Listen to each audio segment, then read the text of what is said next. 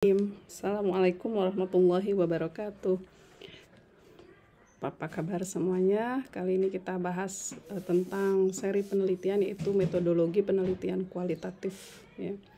Metodologi penelitian kualitatif tentunya berbeda dengan penelitian kuantitatif ya. Kali ini kita harus perlu memperhatikan apa saja yang membedakannya, lalu bagaimana cara kita melakukan penelitian ini.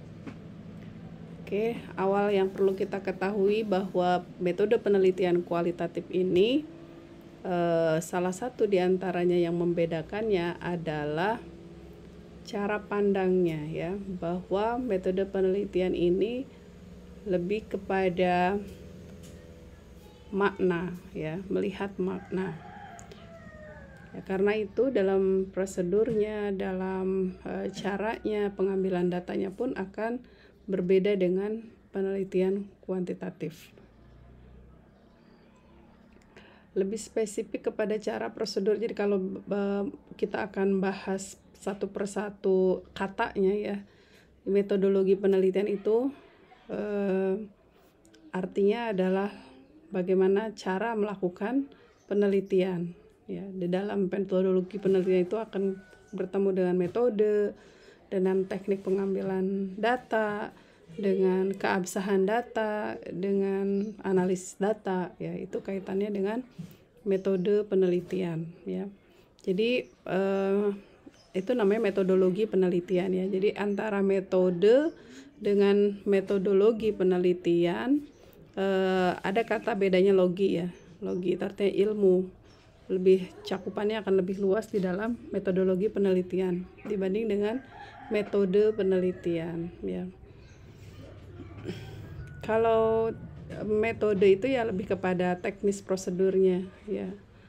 Kalau metodologi ya terkait dengan yang tadi lebih luas ya, mulai dari metode itu sendiri sampai kepada analisis data. Sebenarnya sih kedua-duanya kadang tidak ada beda ya. Kalau di riset-riset kita lihat di artikel, metode penelitiannya menggunakan apa, maka mau tidak mau menjelaskan sampai kepada hal teknis. Kadang kan keilmuannya dibahas dalam metodologi penelitian. Nah, ada kata kalau tadi ada metode dan metodologi. Nah, ini ada kata penelitian, teliti ya. Mungkin di dalam bahasa Inggrisnya itu research. Nah, dalam penelitian ini ada prinsip yang harus dipenuhi, yaitu logis, sistematis, dan ilmiah. Jadi kalau risetnya tidak sistematis ya, tidak mungkin bisa diruntut dengan terima accepted dengan logis ya. Jadi harus ada juga logis ya, masuk akal ya, dan juga based on data ya, ilmiah. Tidak boleh dalam opini ya, nggak bisa. Berikut ada data-data yang mendukung dalam penelitian itu, entah itu bentuknya data yang sifatnya verbal, kata-kata, ataupun angka ya. Data itu kan bisa dalam kuantitatif ataupun data yang dalam bentuk kualitatif. Jadi dalam penelitian kualitatif itu lebih menunjukkan kepada sebuah pemahaman yang mendalam, karena lebih quality tentang suatu objek. Jadi objek di sini bisa personal, pengalaman seseorang, bisa apa yang dia pikirkan, apa yang dia rasakan, apa yang dia kerjakan, atau tempat atau situasi. Itu bisa diriset di dalam hal ini adalah objek yang diriset dalam kualitatif. Jadi kalau secara keseluruhan kita bisa lihat bahwa metodologi penelitian kualitatif itu mempelajari tentang cara penelitian dengan menggunakan pendekatan kualitatif ya.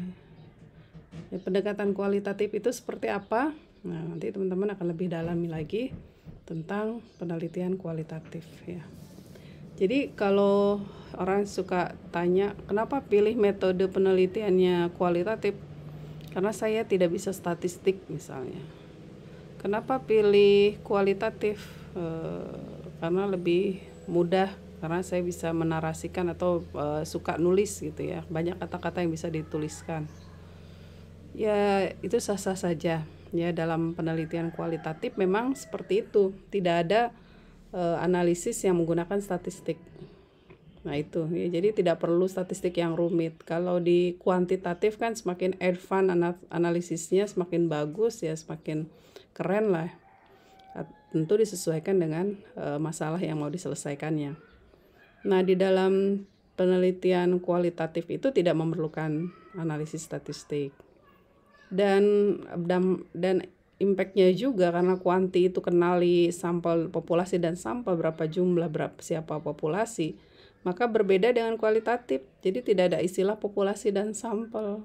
Dalam kualitatif itu bukan mengeneralisasi.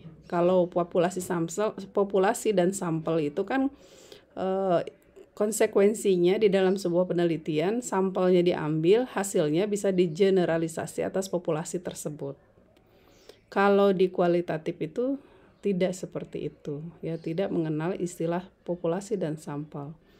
Tapi ada orang yang di risetnya atau objek yang di riset, ya ada, tapi itu tidak bisa digeneralisasi. Terus juga ada tidak mengenal istilah variabel X dan variabel Y. Tapi ada variabel yang diteliti, ya variabel itu satu objek yang mau didalami. Tapi istilahnya tidak mengenal X terhadap Y, ya. Jadi lebih kepada fokus masalah. Kalau mau disebut variabel boleh, ya boleh, tapi akan sulit menemukan variabel dependent dan independent seperti di kuantitatif gitu. Jadi istilahnya hanya variabel yang mau diteliti atau mungkin fokus penelitian yang akan diteliti. Nah, karena dia tidak bisa digeneralisasi, sebetulnya dia adalah risetnya bersifat induktif. Jadi dari hal-hal yang khusus itulah, ya, mendapatkan hal-hal yang spesifik, ya, yang ada pada case-case tertentu, ya. Dan karena tidak ada variabel yang diukur secara kuantitatif, jadi tidak perlu membuat instrumen penelitian. Karena instrumen penelitian dalam kualitatif itu adalah si peneliti itu sendiri. Jadi seperti apa penguasaan si peneliti kualitatif, itulah yang menentukannya. Dia bisa memperdalam, memperlebar, memperluas, dan lain sebagainya jika si peneliti kualitatif itu paham terhadap apa yang akan didalami. Dan ini juga bukan penelitian yang mencari hubungan ataupun sebab akibat, ya, seperti di kuantitatif. Jadi seperti apa dong? Ya, nanti kita bisa lihat contoh-contoh. Kalau ini sifatnya, karena ini datanya berupa deskriptif, berarti banyaknya lebih kepada mendeskripsikan, menggambarkan pola-pola, mencari model yang itu bisa dijelaskan secara naratif. Nah, karena di sana menjelaskan artinya akan membangun pemahaman. Jadi menitik beratkan kepada pemahaman mendalam pada sebuah fenomena, itulah, ya, kualitatif. Atau bahasa lainnya perstehan. Jadi kalau ingin mengetahui bagaimana strategi kepala sekolah dalam meningkatkan kualitas lulusan, maka kita akan mendapatkan sejumlah data naratifnya. Itu yang pentingnya, ya. Wawancara, langkah-langkah apa yang dilakukan, konfirmasi wawancara satu ke yang lain, dan seterusnya. Nah, di dalam penelitian kualitatif itu ada cara pandangnya, ya, ada word view-nya dia. Ya, word view itu kan lebih pada cara pikir, cara pandangnya. Ya, jadi paradigm is a word view or a set of assumptions about how things work. Ya, jadi seperti apa itu bekerja, ya, asumsinya seperti apa dalam kualitatif. Nah, ya, ini paradigmanya kualitatif itu adalah positivistik. Positivistik. Ya. Kalau positivistik sendiri adalah kuantitatif. Tapi kalau ini positivistik, ya. Oke, nanti dibetulkan, ya. Ini sebenarnya positivistik. Jadi setelah positivistik masuk ke hal yang baru, setelah itu, ya, positivistik, itulah kualitatif. Dan dia masuk ke interpretif, ya, menginterpretasi. Dan juga ada lagi yang kritikal, juga termasuk ke dalam kualitatif. Oke. Kalau mau lihat di chartnya bisa seperti ini. Ya, kalau positivistik itu lebih ke kuanti. Kalau interpretif itu yang menginterpretasi, ya itu lebih kepada kualitatif. Kalau critical sebenarnya punya metode tersendiri yang campur sari, bisa kuantitatif dan digabung kualitatif, namanya action research. Jadi ada metodenya scientific masuk ke kuantitatif, ya. Kalau hermeneutik, social inquiry, kalau pendidikan masuknya kemana? Ke social inquiry, umumnya begitu. Bagaimana interaksi sosial, lalu kita temukan pola-pola dari interaksi itu seperti apa. Nah, itu masuk ke kualitatif. Tekniknya, kalau di positivism itu kan kuantitatif, namanya eksperimen, ada survei, gitu ya. Tapi kalau di interpretif, observation of social situation. Jadi dia mengamati kondisi sosial. Seperti apa kedisiplinan itu diterapkan di sekolah, ya. Misalnya melihat tingkat kedisiplinan, bukan tingkat ya, lebih kepada bagaimana penerapan disiplin di sekolah, ya, sehingga membentuk kepribadian anak yang kuat, ya. Maka itu dilakukan observasi, ya, seperti apa dari mulai masuk sampai selesainya. Lalu pihak-pihak mana saja yang terlibat, apa saja yang dipersiapkan, gitu ya. Maka itu akan banyak pertanyaan yang sulit di cover oleh kuesioner, ya, yang perlu didalami oleh wawancara, biasanya observasi, pengamatan, dan wawancara. Kalau yang action research itu adalah critical discourse. Jadi kita mengkritisi keadaan di situ, lalu apa yang bisa dikembangkan. Dan apa yang dicari? Kalau kuantitatif itu mencari causal, explanation, universal laws. Tapi kalau interpretif lebih kepada understanding, pada makna, meaning. Ya, meaning, understanding. Jadi sekarang penguatannya di understanding and meaning. Apa maknanya? Makanya diinterpretasi. Bahkan penelitian kualitatif itu menemukan teori, kan, ya, dari hasil pendalaman, pemaknaan. Kalau action research lebih kepada perubahan, ya, karena ada emansipasi, ada perubahan. Di dalam penelitian kuantitatif, si observer itu, si peneliti itu sifatnya netral. Tapi kalau di kualitatif, dia harus masuk ke dalam situasi sosial, harus masuk ke dalamnya. Jadi mengetahui apa yang mereka rasakan, apa yang mereka pikirkan. Kita ada kesesuaian antara apa yang mereka ucapkan dengan apa yang mereka katakan, apa yang mereka lakukan, misalnya. Itu kan harus masuk ke dalamnya.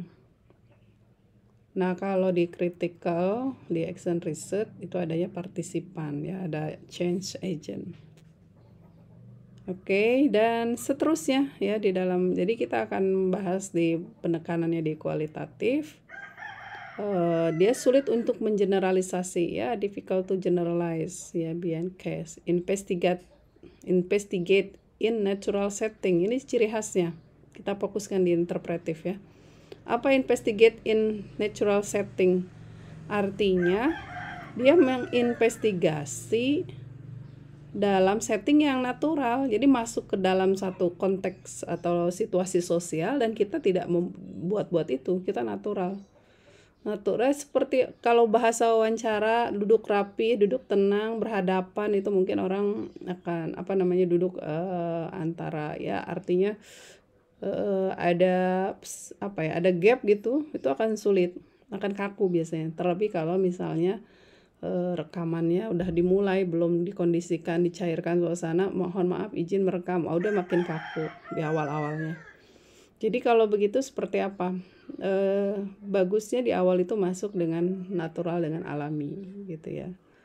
dengan masuk ke dalam konteksnya. Kalau dengan anak TK, ya kita ikut bermain dengan anak TK itu, ya sambil kita bertanya apa yang ingin kita ketahui dari mereka. Oke, yang berikutnya adalah plausible explanation.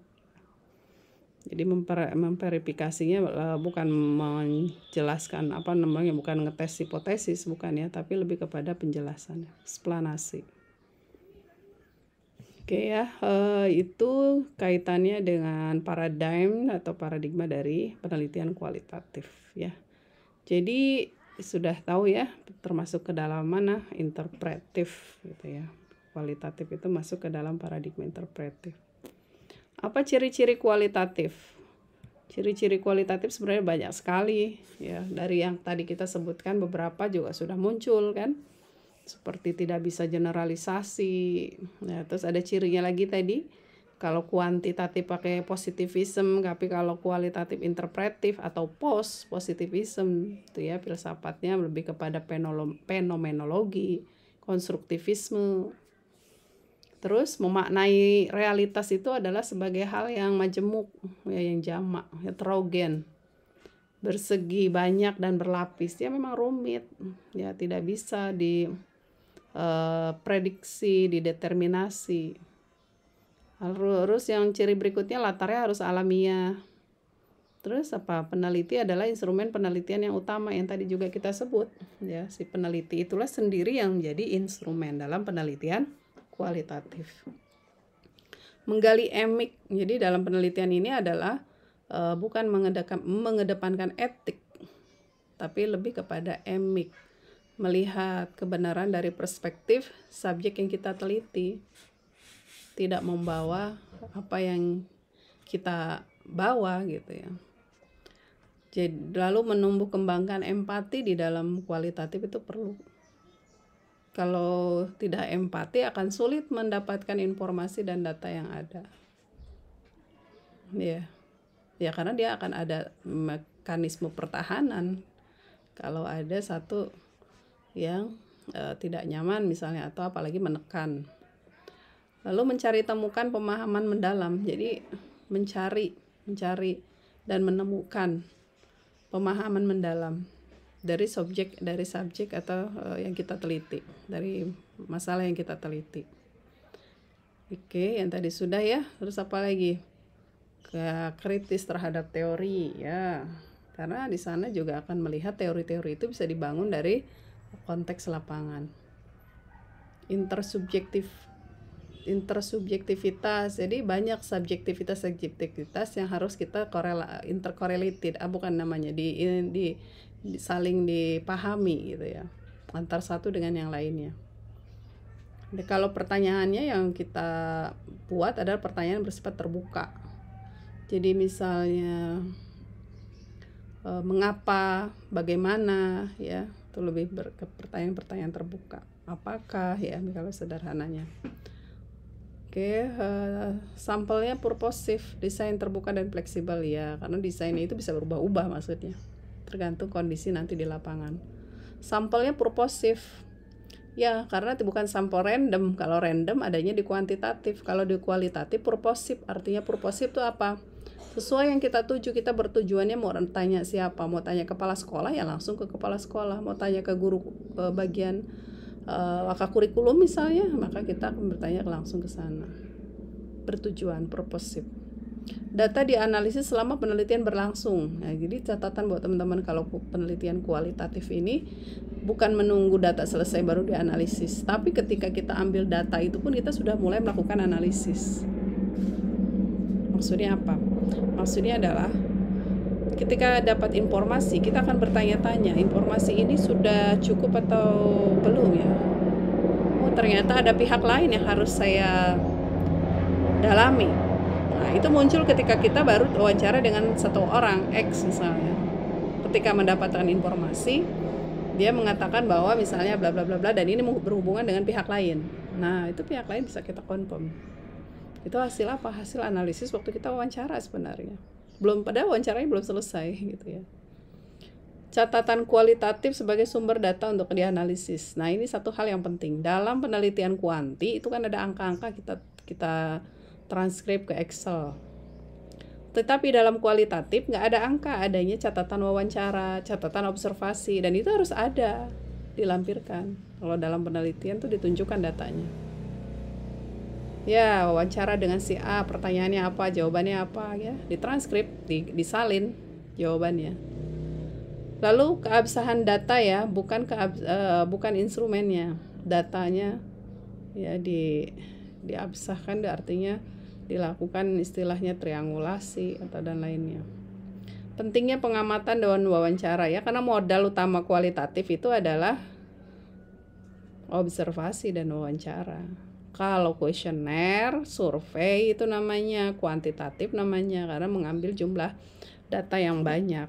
Kalau kualitatif itu bukan banyaknya yang dicari, tapi cukup atau tidaknya data itu untuk kita peroleh untuk menjelaskan suatu persoalan. Makanya sampai mana penelitian kualitatif itu selesai ambil data, sampai data itu jenuh. Apa data itu jenuh? Ketika kita bertanya kepada A, kepada B, jawabannya udah sama tentang suatu masalah yang kita dalami, maka data itu dianggap jenuh. Begitu kurang lebih ciri-cirinya. Teman-teman bisa baca lebih lanjut, ini di buku yang pernah saya tulis, judulnya Penelitian Kualitatif Pendidikan Agama Islam, ya, silahkan didalami lagi. Di dalamnya terdapat ciri-ciri penelitian kualitatif, lalu bagaimana menuliskan catatan lapangan, lalu apa saja sih yang harus dikuasai sebagai peneliti kualitatif, ya seperti itu. Silahkan dimiliki atau dibaca. Nah, sekarang kita masuk ke dalam wilayah bagaimana kita melakukan tahapan penelitian kualitatif.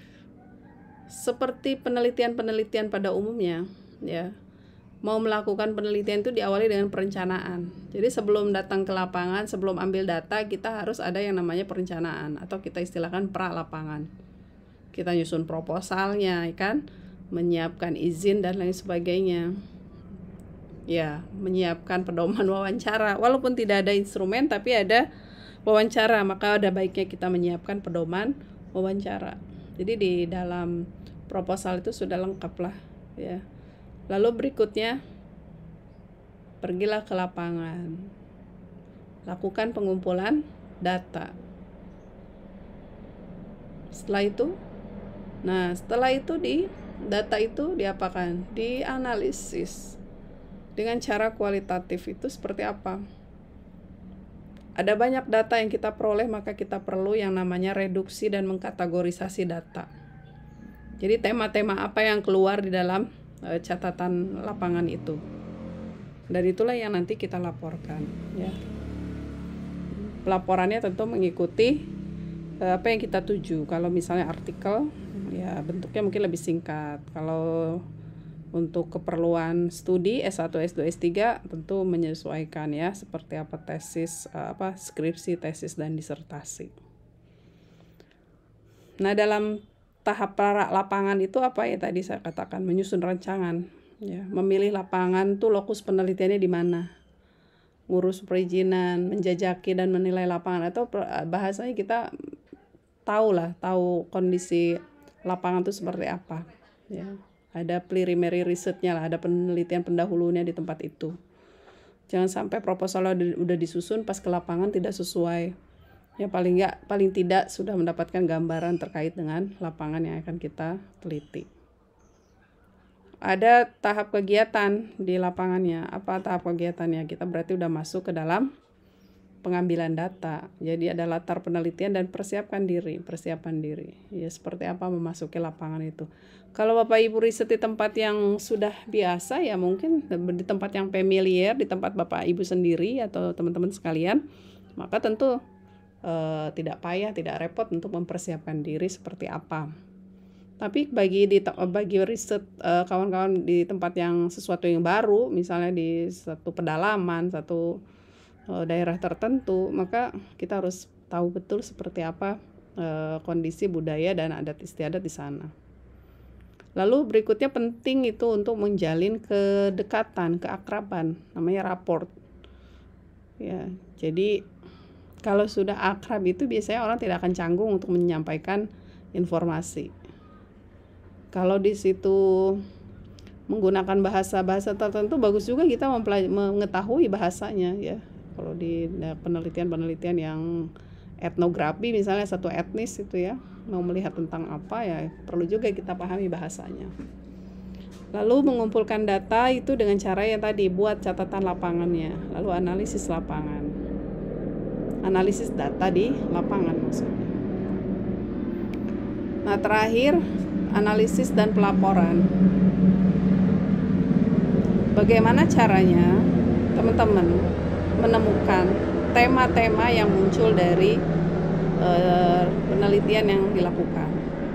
Maka kita perlu baca ulang, baca teliti catatan lapangannya, lalu berikan kode yang sama ya pada judul pembicaraan atau pada konteks pembicaraan. Oh, kalau ini tentang kaitannya dengan strategi kepala sekolah, oh ini bagian apa? Ini bagian pendalaman penyiapan kurikulum, ini bagian apa, persiapkan tentang manajemennya atau apa dan lain sebagainya.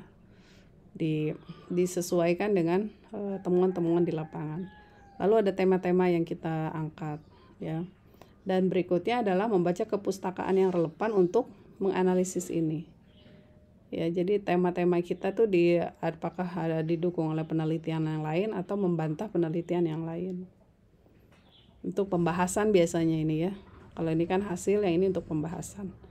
Nah, melaporkan hasil penelitian sesuai dengan yang dituju tadi ya, apakah itu artikel, tesis, skripsi, disertasi ataupun summary.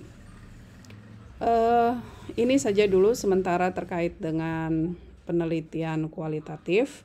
Selanjutnya kita akan bisa dalami seperti apa contoh-contoh penelitian kualitatif. Tapi pada prinsipnya perlu dipahami bagaimana penelitian kualitatif itu, apa bedanya dengan penelitian yang lain. Ya, dia punya ciri khas kalau itu sebuah tahapan, menggambarkan sebuah pola, menggambarkan sebuah model, itu tentu biasanya menggunakan pendekatan kualitatif. Misalnya implementasi model, itu pasti dideskripsikan seperti apa implementasinya.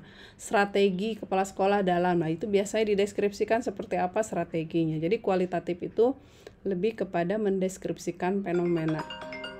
Demikian kurang lebihnya mohon maaf. Assalamualaikum warahmatullahi wabarakatuh.